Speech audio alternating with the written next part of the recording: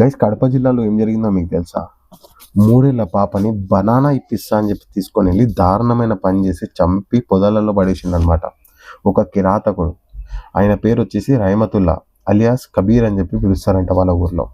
ఇది కడప జిల్లాలో జరిగింది. ఏపీ గవర్నమెంట్ హయాంలో జరిగింది ఇది. పవన్ కళ్యాణ్ గారు ఉన్నారు, చంద్రబాబు నాయుడు గారు ఉన్నారు. వాళ్ళు ఈ టైంలోనే మనకు సపోర్ట్ చెప్పాలి. మనం కూడా వాళ్ళకి ఇలాంటి దారుణమైన న్యూస్లు వాళ్ళ దగ్గర చేరేలాగా చేయాలన్నమాట. మీరు చూడండి, ఈ కేసు గురించి అయితే యూట్యూబ్లో కానీ లేకపోతే ఎక్కడ న్యూస్ ఛానల్తో కానీ కొన్ని న్యూస్ ఛానల్స్లోనే సర్క్యులేట్ అయ్యింది, కొన్ని యూట్యూబర్స్ ఛానల్సే సర్క్యులేట్ చేశారనమాట.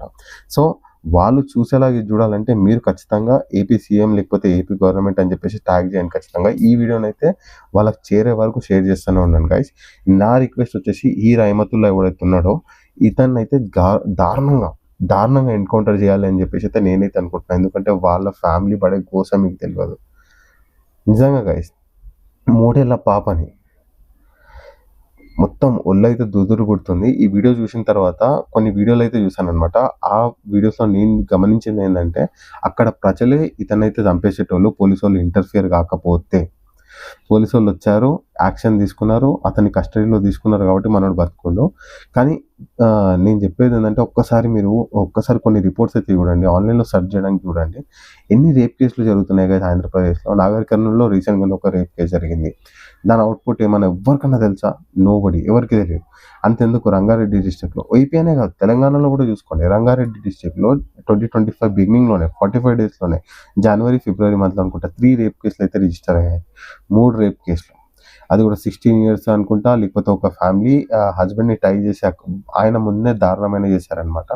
ఇంకో 2 కేసెస్లో అయితే చాక్లెట్ చూపెట్టి మరి చిన్న పిల్లల మీద అత్యాచారం చేస్తారు. ఇలాంటి పరిస్థితుల్లో ఉన్నాం మనము ఒక్కసారి బ్యాక్ వెళ్దాం గైస్. 2019లో నవంబర్ మంత్ రోజు, నవంబర్ అనుకుంటా, ఎగ్జాక్ట్గా డేట్ తెలియదు, ఏదైతే డాక్టర్ కేసులో డాక్టర్ని కూడా మనం శంషాబాద్ దగ్గర రేప్ చేశారు కదా కొంతమంది కిరాతకులు, మైనర్స్ కూడా ఉన్నారు అందులో. కానీ మనం ఏం చేసాం, మన గవర్నమెంట్ కఠినమైన యాక్షన్ అయితే తీసుకుంది. ఆ టైంలో ఎన్కౌంటర్ని అయితే చేసింది వితిన్ 20 days 30 daysలోనే. ఇప్పుడు కూడా ఇప్పుడే అని కాదు, ఎప్పటికీ మన దగ్గర ఒక స్టాండర్డ్, ఒక లా అయితే తీసుకొస్తే ఇలాంటి లుచ్చనా కొడుకులకు కొంచెం భయం అయితే ఉంటుంది అనమాట. ఖచ్చితంగా వీళ్ళందరినీ ఎన్కౌంటర్ చేసి పడేయాలి. ఎట్లా భయం ఉండాలంటే, ఎంత దారుణంగా చంపుతుంది రాబోయే గవర్నమెంట్ అని చెప్పేసి మాట్లాడుకోవాలన్నమాట. ఇంకోసారి ఇలాంటి జరగడం కాదు, ఆలోచన కూడా రావద్దు ఈ కిరాతకులకి అని చెప్పేసి నేనైతే అనుకుంటున్నా గైస్. మీరేమనుకుంటారో కమెంట్ చేయండి.